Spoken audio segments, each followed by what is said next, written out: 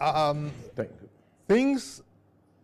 Have things improved in Sokoto? Because I asked that against the backdrop of observations when the governor came into office, that he was, in fact, one writer referred to it as he inherited a state with an acute water shortage, and we all know what that leads on to. You don't have water, it leads on to, you know, health issues, and you don't have health, where are you going to get a population that is strong and ready to work? So that's why I asked that question first, and we can just go from there. Has the, there's something called the Tamaje Water Project. Maybe you'll sort of update us on how that is looking now, because water is critical, water is life. Okay. Thank you very much for your question. So if you want to limit the situation that Governor Ahmed Aliyu Sokoto inherited simply to that of acute water shortage that Sokoto faced, I mean, that would not tell the whole story of how bad the situation was when he took over. The truth of the matter, first and foremost, is that for Aminu Tambuwal, the former governor who parades himself as a Democrat, not to have handed over officially to the governor, I think that was a big challenge. I also thought that background is important. It is. So when he took over, because he came in prepared, lack of handover didn't stop him, but the situation was really pathetic because he took over. There were more than 14 billion liabilities in gratuity, and like you said, Sokoto was facing acute water shortage. Again, civil servant salary was not being paid as at when due. The government house itself was in darkness because of the liabilities to Kaduna Electricity Company. The water, that also affected the water works. Since they were not paying, they were yanked off the grid. So the schools were dilapidated despite the state of emergency that Aminu Tambuwal had declared. So he took over a state that treated water. And I think also because he's a man that has integrity, the universities listened to him. They allowed Sokoto State students to write their exams, and he was able to offset the liabilities, just like Kaduna Electricity restored water. And then he took over, and for him, very critical is that public servants, hello, are you with me? Yes, we can hear you. That public, yeah, okay, that public servants who have decided to give their youth to the state get paid. In Sokoto State, what's today? Today is 15th, 16th. In the next 4 or 5 days, they are going to get their salaries. That is an article of faith since he took over. Let me come back to that. I beg your pardon, sir. So let me come back to that article of faith that you just spoke about. Because I have to announce that we're also, for our viewers, we're switching over to a live event in Abuja, Transforming Africa's Rail Landscape, a stakeholders, industry leaders conference for the second International Railway Conference exhibition. But as for the other viewers, if you want to stay with this program, our YouTube channel is there. Please reconnect. We have quite a number of members of the Federal Executive Council here. Okay, so Mr. Ado, thank you very much. But you were just talking about Yes, sir. this article of faith, you know, where the governor had to step in on behalf of the citizenry. Yeah. Yeah, you know. Okay, your question. I'm sorry I interrupted you. You know, this is how these things go. You were speaking, I interrupted you. I wonder if you're finished. Okay, so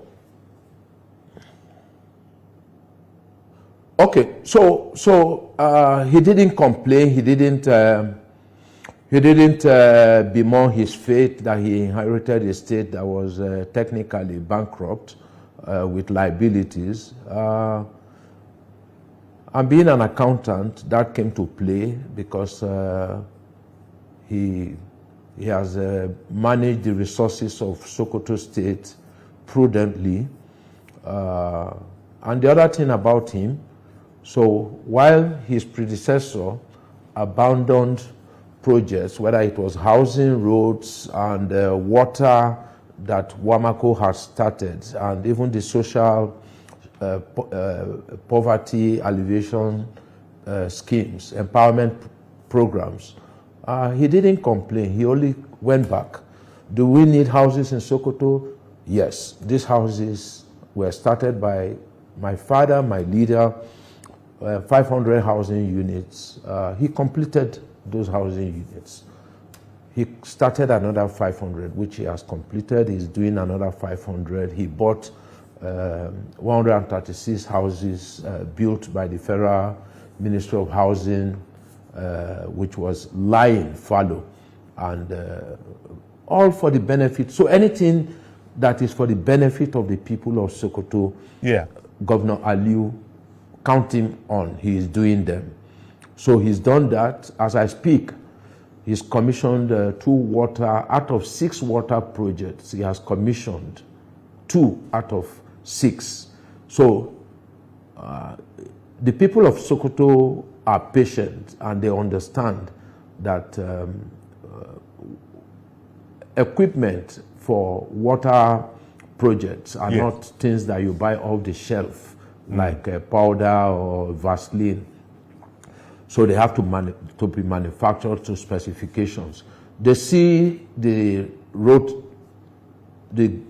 signs, and where he can, he's doing solar boreholes, while he's also working on the other 4 water projects. The whole idea for him is that he will do and put into use about 40 million liters of water per day for the people of Sokoto. But again, you know, these projects were abandoned, costs have changed and all that. But again, because it's financially prudent, as I speak, it gives, if you go to Sokoto, you get a contract, you get your 30%, and you will, on completion, you will get your balance of payment. So the roads that were abandoned, hospital projects, and especially health, again, I like what the governor has been able to do. Not only, he has a man, Dr. Abubakar, who spent 35 years in the medical, as chief executive of Nursing and Midwifery Council.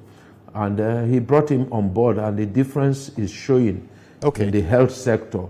As I speak, strategically, each of the 3 senatorial districts, while they are working on the primary health care centers, each of the senatorial districts, they have all the necessary equipment to run tests, whether it's scan, whether it's whatever it is that is needed to run tests. You don't need to come to Sokoto. If you need to do a CT scan in your local government headquarters, senatorial district, there is a hospital. So they are working up that. And I think along the line, the specialist hospital, which is about no wonder I read somewhere. Sorry, no wonder I read somewhere. No wonder I read somewhere he's referred to as sort of the infrastructure dominator I was just reading that in the press because of his efforts in that direction. But somebody has joined us. Dr. Olatoye Drosimi, AIG retired. He wants to join the program. Good morning to you, Dr. Drosimi.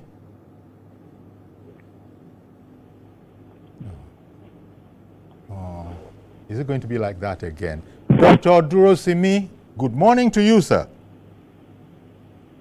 Dr. Olatoye Drosimi, can you hear us?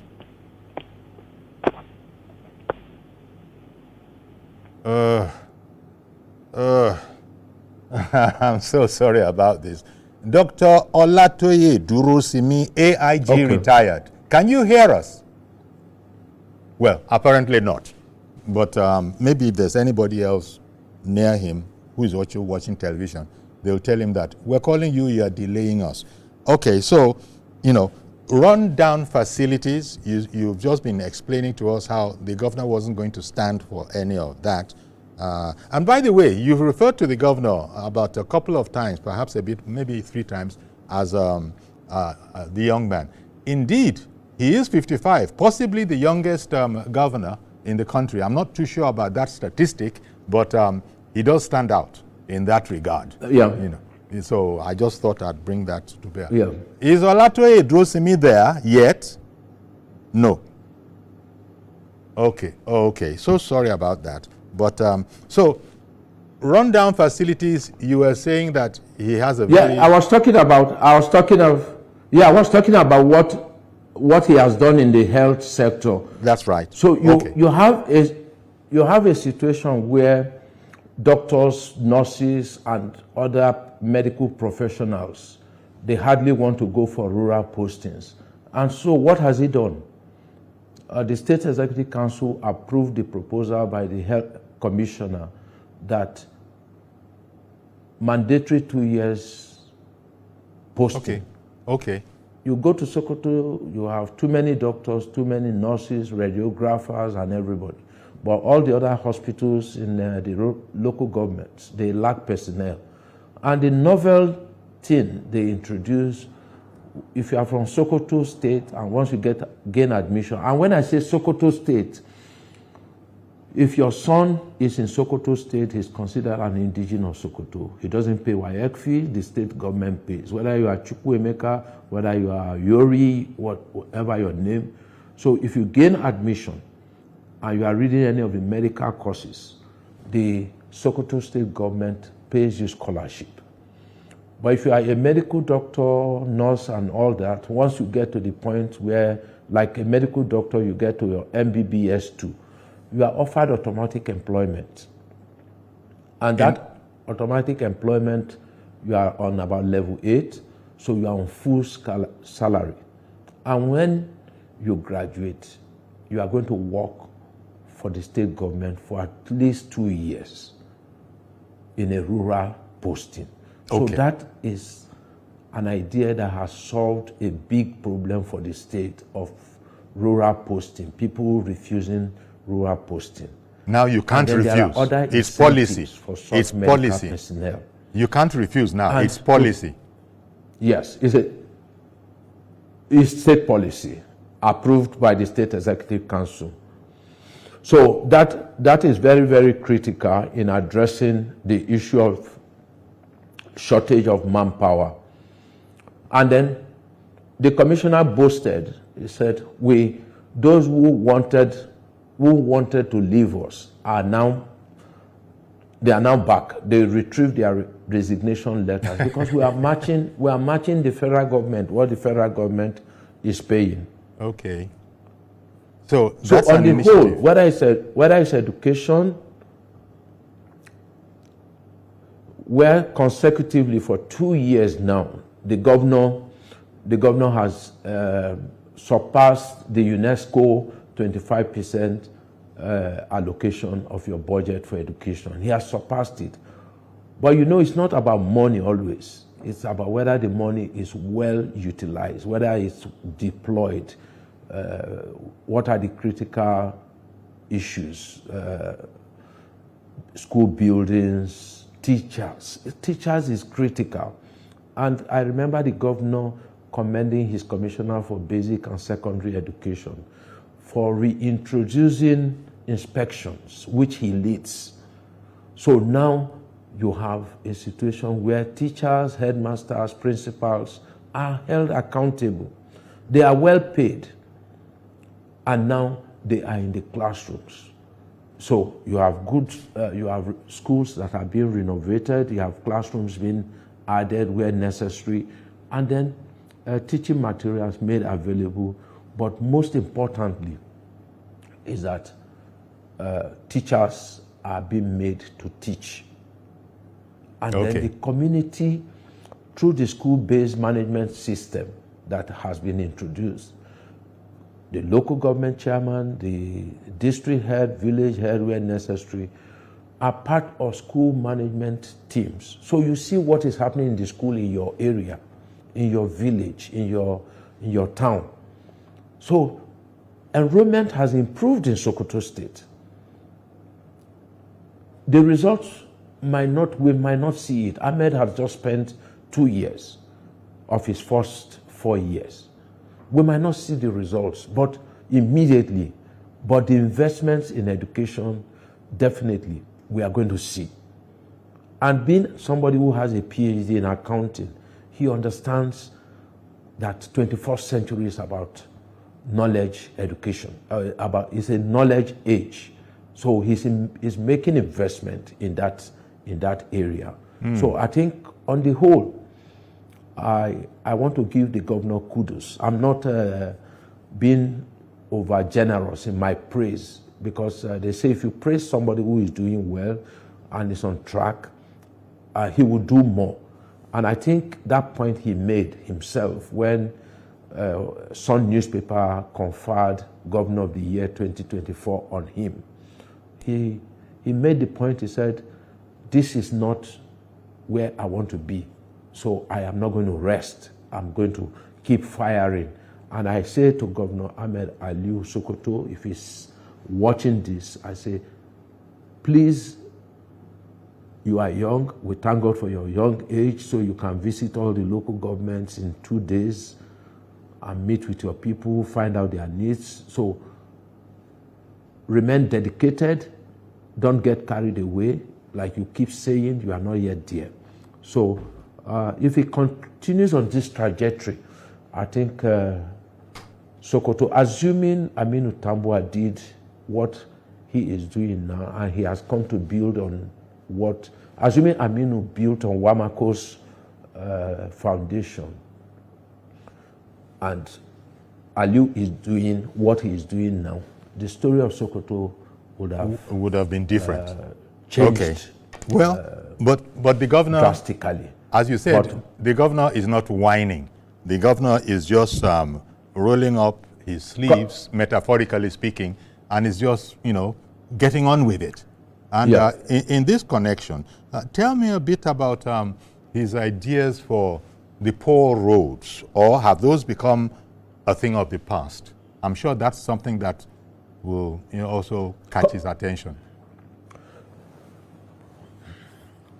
The roads? Yes. You are asking about roads? Yes, I am. There was a time when people used to talk about Not only is he doing roads, he's doing roads with drainages, and then the good thing again, solar powered streets. So I was in Sokoto in July, and I was out in the night. I saw, I'm not saying they said. So he's wanting to do roads without drainages and without lights, but he's doing all.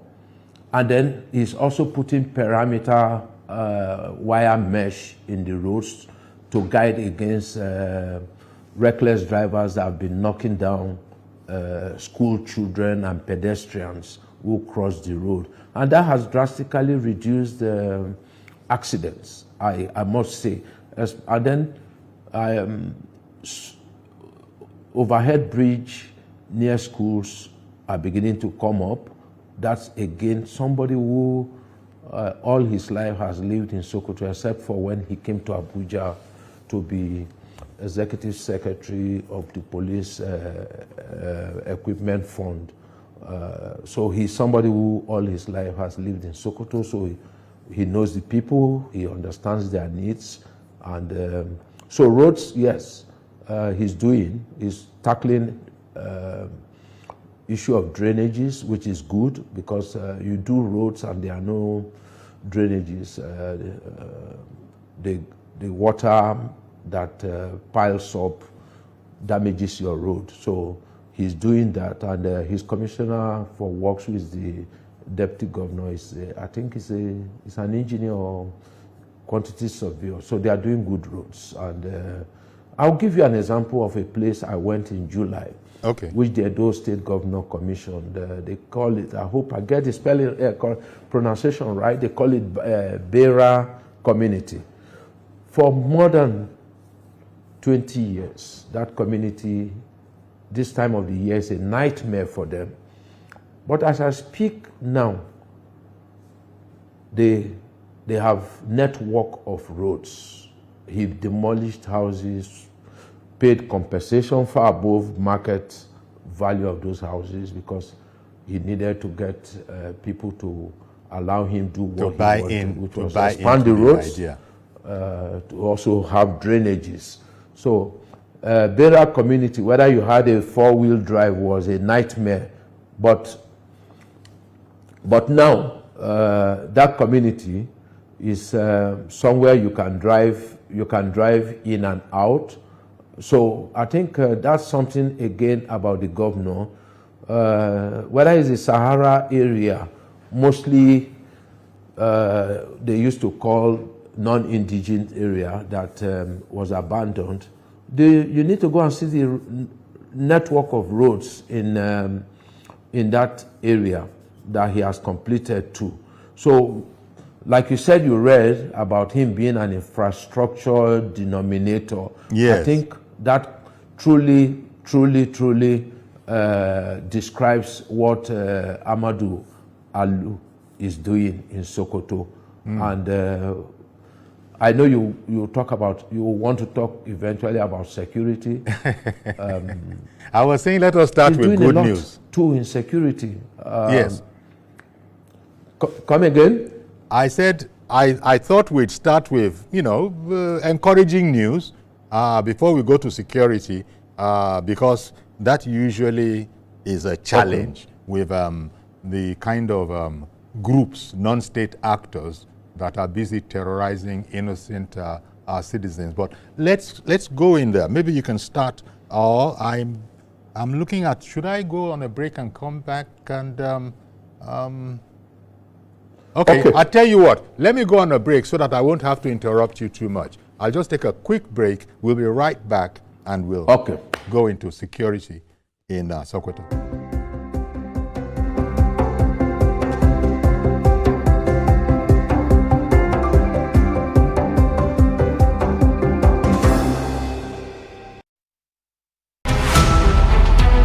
Every major news story is with many perspectives and layered with different levels of impact. Hello. What time did this happen? We will be right there.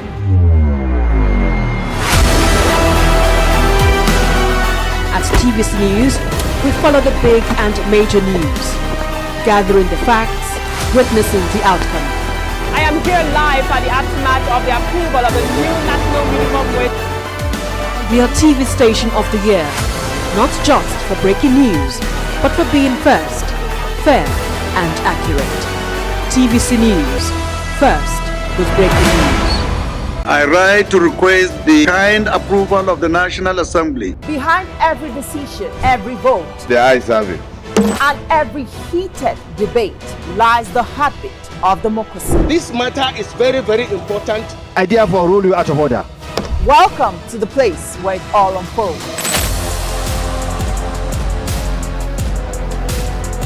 Every week, I take you inside the inner workings of the assembly, where laws are shaped, decisions are made, and the future of the nation is decided. The ayes have it. Join me, Tijesu Adeoye, and other seasoned experts analysts, and lawmakers at the National Assembly as they uncover the real stories behind the headlines and offer unfiltered insight on the most pressing issues of the day. This is your front row seat to the heart of power. Watch the Hallowed Chambers every Saturday at 9 p.m. only on TVC News.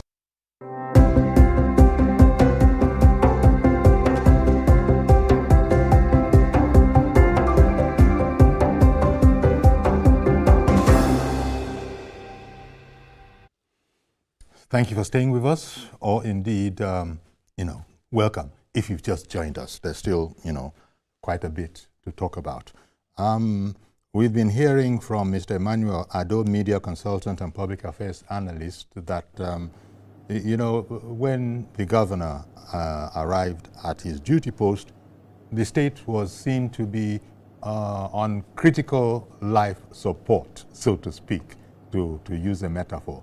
But today, through the doggedness of the governor, we're hearing that things are looking up much better than where we started, which is not the same as saying that there isn't a heck of a lot more to do. But things, he didn't just throw up his arms. He got to work. So kudos to the governor. Now let's talk about security and any other area. What's the security situation like? Because these non-state actors, and Sokoto being where it is, the state has no doubt been troubled. Tell us, how is the citizenry feeling now? Well, let me start on this note. It's important for us to understand, first and foremost, that when it comes to security, it is essentially within the purview of the federal government of Nigeria. They control the police, they control the armed forces, all the coercive forces are under their control. And it's important that that point is made. Yes, the states have risen to the occasion, like Sokoto State has, because it is their people primarily who are being killed. So, but I hope the president will keep his promise. Do we need more men? Do we need more men, more boots on the ground? Yes. It's not just Sokoto, Zamfara, Katsina. The Katsina state government the other day led a powerful delegation to the president, where the president agreed that the National Assembly, I still don't understand why the National Assembly has not been able to amend the constitution to allow for state or community police. It is important that we allow states who, if you ask me, are literally funding security agencies in their states, whether in provision of vehicles, allowances, payment of allowances to personnel, insurance scheme for the men and women who are putting their lives on the line to fight these terrorists. So be that as it may, Sokoto has established a community corps, and tragically they have also suffered losses. I think they lost 5 of their men to these bad guys. So, and primarily what do? They help being indigenous of the local governments. They understand, they know the terrain, they know themselves. So when they see strangers, they're able to tip off. The security agencies. And this is a governor who understands the fact, is not making excuses that the provision securities within the purview, constitutionally within the purview of the federal government. He has built a military barracks in Ilela, our border with Niger Republic. So he has provided, as at the last count, I saw the SSG donating vehicles to the security agencies. He's done more than 170 vehicles, Buffalo vehicles. I mean, first state to do that number for the military and other security agencies. So the efforts are in Sokoto now,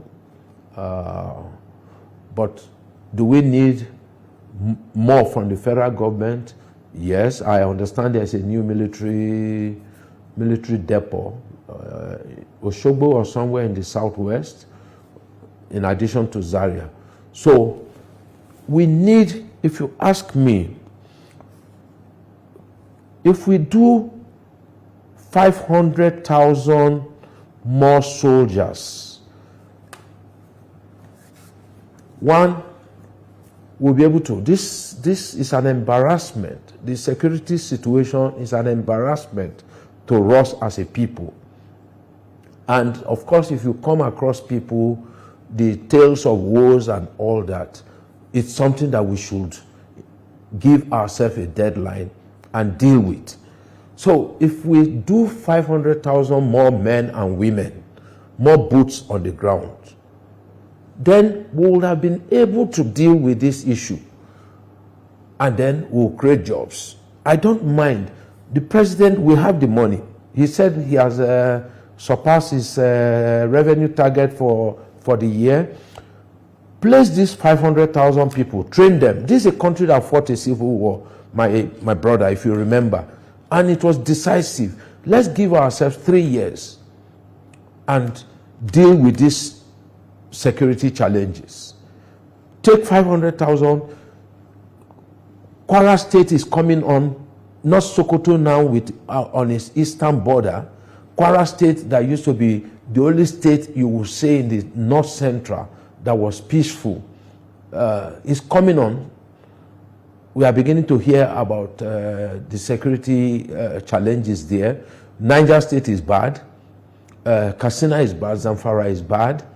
So we need these men, because what happens if you have an operation in Sokoto, these men run to Zamfara. If you do something in Zamfara, they either run to Katsina or they run to, there's that thick forest. They run to Kaduna, through to Niger. They keep moving. But if we have more men, those ungoverned spaces will be governed. They will not have that luxury of moving from here to there. So if the president can just do this 500,000 men and women more, we need to do it. Okay. Even if it's what do you call it? Emergency recruitment. Okay, you're talking about state police. You recall, I beg your pardon, you're talking about state Come police. again? You're talking about state police. Yeah. And you recall that I think it was last week or so. Yeah, it can't have been much earlier than last week. The president had said that he was fully behind state police. The proposal, he was fully behind the proposal, but these things need to be worked out. Yes. So the president is on it, you know, and it hasn't become a law yet. Yeah. Look, if the National Assembly is serious, and I say this with all sense of responsibility, Governor Obasani, as a senator,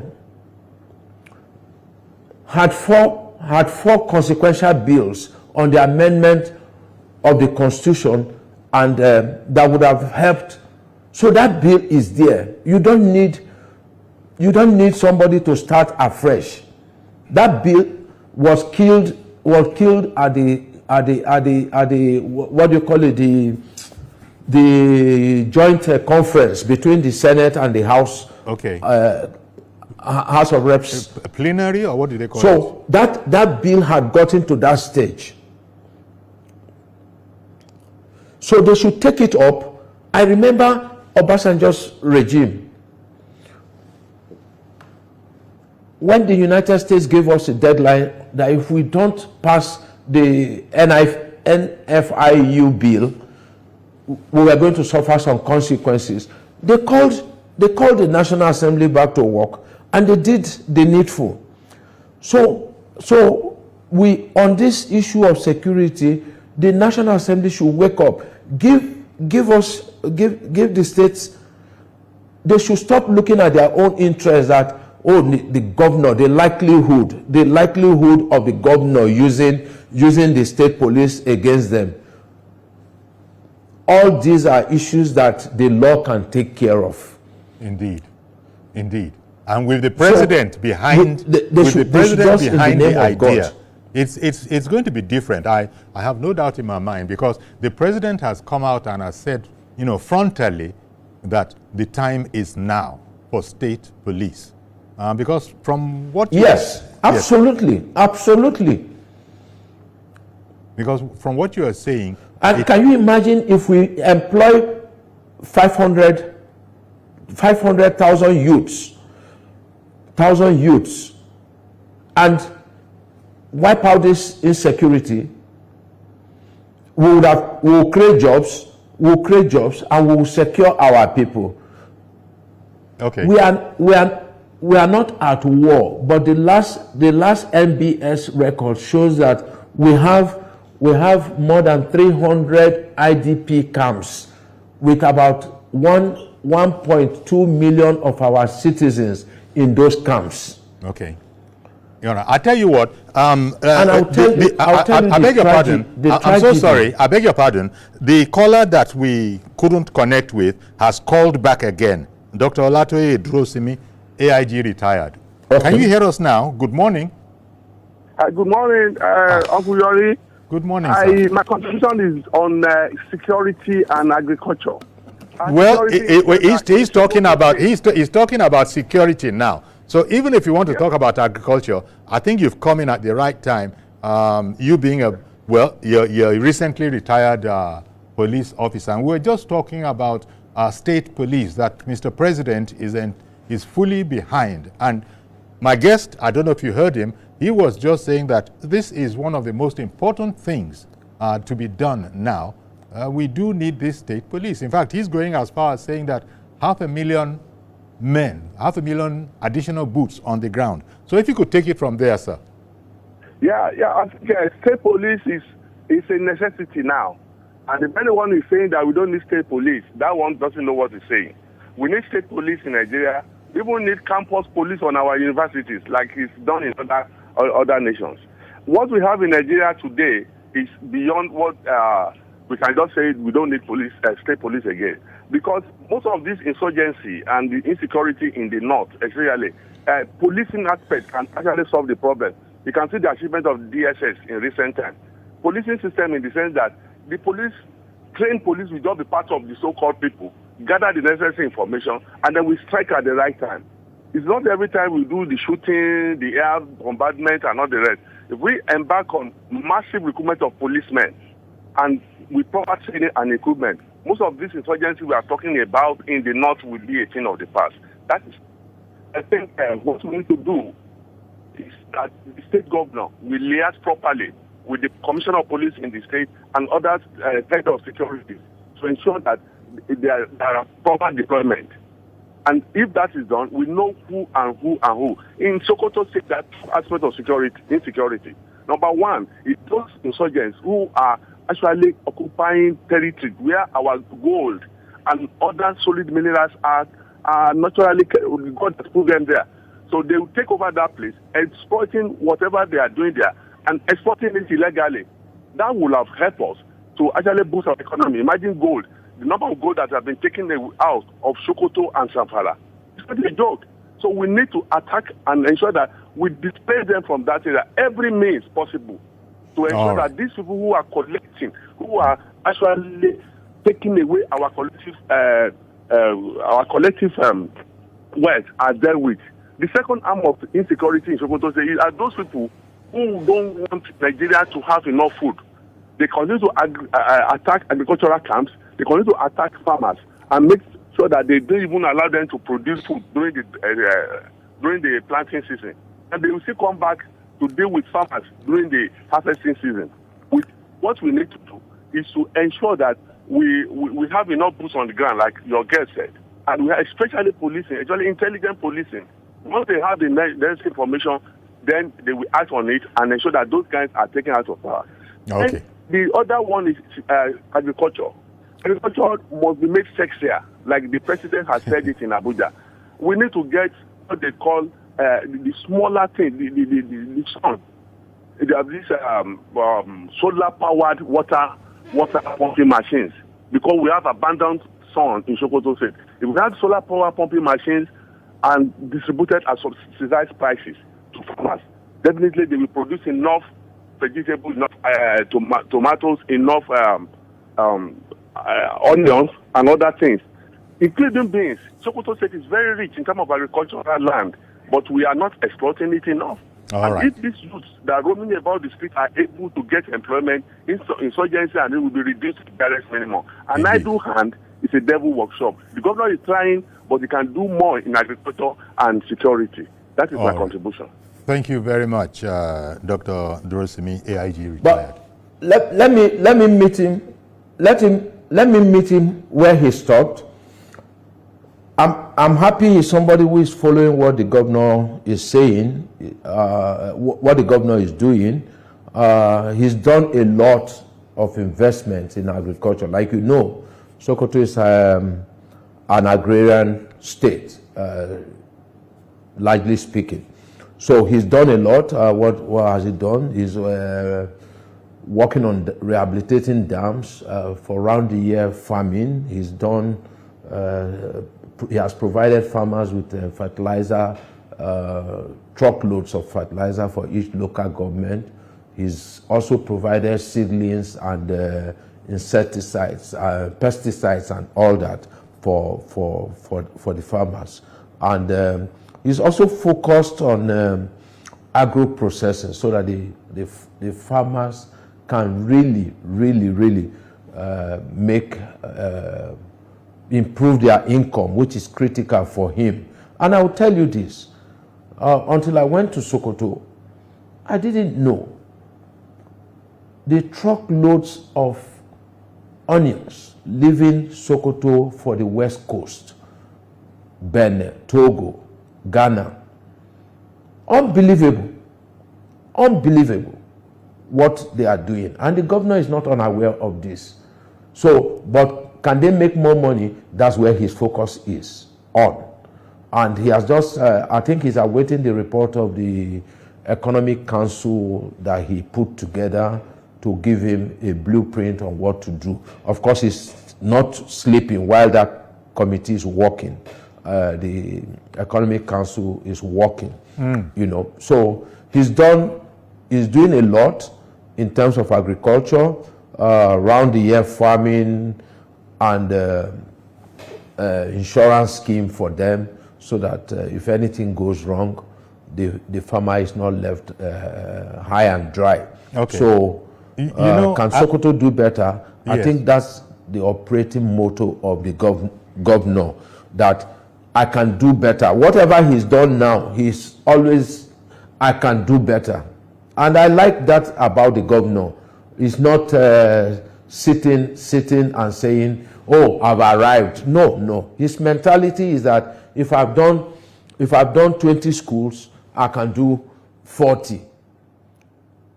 I get you. And now, with that kind of mentality, Sokoto State is lucky. Okay. One of the things that that last caller spoke about was implements, agricultural implements, and then making them as simple as possible. Because let us face it, he's done that. He's provided. He's provided tractors. He has provided. Tractors are big. I understand that there are some hand plows. I understand there are some hand plows, and because the tractors are, these are serious equipment. Yes, they will have their uses, but those I think he has given to the women groups, because he believes in women. He's a governor who believes in the empowerment of women, and I like that about him, because if you empower a woman, you know what that means. It's the whole family that you are empowering, because from her little profit, she's going to make sure there's food in the house, and she's going to ensure that her children go to school. Women can be that resourceful. So I like what he's doing in his empowerment program, and which cuts across the whole sectors. Even though he has just established a ministry of empowerment, skills acquisition and empowerment, it still doesn't stop agriculture from doing certain things. It still doesn't stop humanitarian from doing certain things, though everybody comes and they work together with the ministry to ensure that there's no duplication of functions by the local government, by the other ministries. So I like that. The fact that let me ask you. Sorry. Let me ask you. Let me ask you, sir. I beg your pardon for interrupting you, but I think there's some slight delay. Have we begun to see results, the intended results from these initiatives, especially the can-do spirit of the governor? Have the people begun to actually see the desired results? Or is this still a work in progress? There's absolutely no doubt. No. Education, it's going to take time to see the results. He's just been on the seat for 2 years, but what he is doing, ensuring that teachers are hired for schools, they are well paid now. I think the commissioner told me the least paid is about 70,000, so they are well paid. They are being trained and retrained. That is very, very important. They have learning materials. That is important. The environment has improved. The learning environment has improved. Water and sanitation has improved in schools, hospitals too. That is critical. So yes, there are areas that you can easily see. The roads you can see. Easily you can see investments in the agriculture. I mean, that you can see. Water you can see easily. There are tangible things you can easily see. Even the hospitals, medical equipment, the right trajectory. Medical equipment, medical equipment. You were very proud. You were very proud of the medical facilities. Yes. In the rural areas, if you go to the specialist hospital, you go to the rural areas. I think the two local governments without hospital, Wamako and Tambua, the State Executive Council has approved the construction of general hospitals, because the idea is that each of these 23 local governments should have a functional general hospitals. Only serious cases should be referred to the tertiary hospital. So the investment in health we can see. The issue of inadequate manpower has been critically addressed. The issue of payment, because Sokoto pays well, they are attracting and they are retaining their medical personnel. And when I say personnel, including these people that do records, cards, they are critical, keeping patients' records and all that. So are there things that we can easily see and say, yes, can we give the governor a pass mark? And I'll tell you something about the governor. Well, we've almost run out of time. I beg your pardon. He's somebody who truly believes that public service is about giving your total commitment to uplifting and touching lives of the people. And that's a fine place to leave it. I beg your pardon, sir. Mr. Ado, that's a fine place to leave it. We've completely run out of time. But I do want to thank you very much for coming on the program. Oh my God. And updating us about Thank you very much Sokoto. for having me. Our pleasure. Thank you very much. We're going to have to leave it there. Do please join us tomorrow for a fresh edition. I am Iyori Folarin. Bye-bye for now.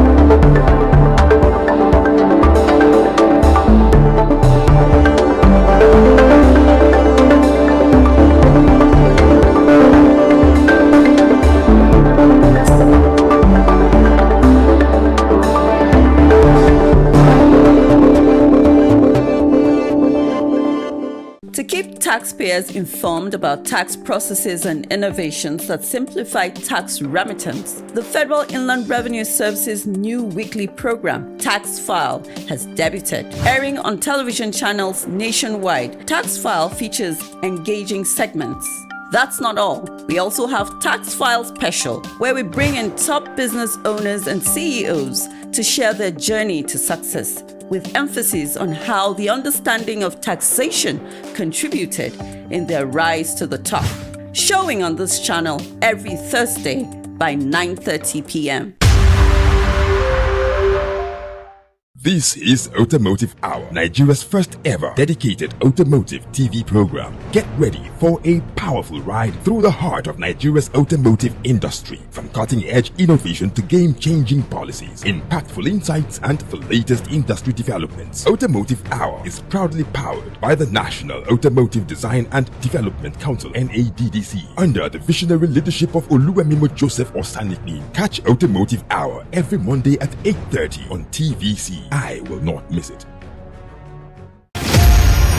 Maya Angelou was a civil rights activist, poet, and award-winning author known for her acclaimed 1969 memoir, I Know Why the Caged Bird Sings, and her numerous poetry and essay collections. Angelou was born on April 4, 1928 in St. Louis, Missouri. Angelou had a difficult childhood. Her parents split up when she was very young. Around the 1960s, Angelou lived in Ghana working as an editor and a freelance writer. Angelou also held a position at the University of Ghana for a time before she joined a community of revolutionist returnees exploring Pan-Africanism and became close with human rights activist and black nationalist leader Malcolm X and Martin Luther King. In 1961, Angelou appeared in an off-Broadway production of Jean Genet's The Blacks with James L. Jones, Lou Gossett Jr. and Cicely Tyson, and went on to earn a Tony Award nomination for her role in the play Look Away, 1973, and an Emmy Award nomination for her work on the television miniseries Roots, 1977, among other honors. Angelou's career has seen numerous accolades, including the Chicago International Film Festival's 1998 Audience Choice Award and a nod from the Acapulco Black Film Festival in 1999 for Down in the Delta. She published 7 autobiographies, 3 books of essays, several books of poetry, and is credited with a list of plays, movies, more than 50 honorary degrees, and television shows spanning over 50 years.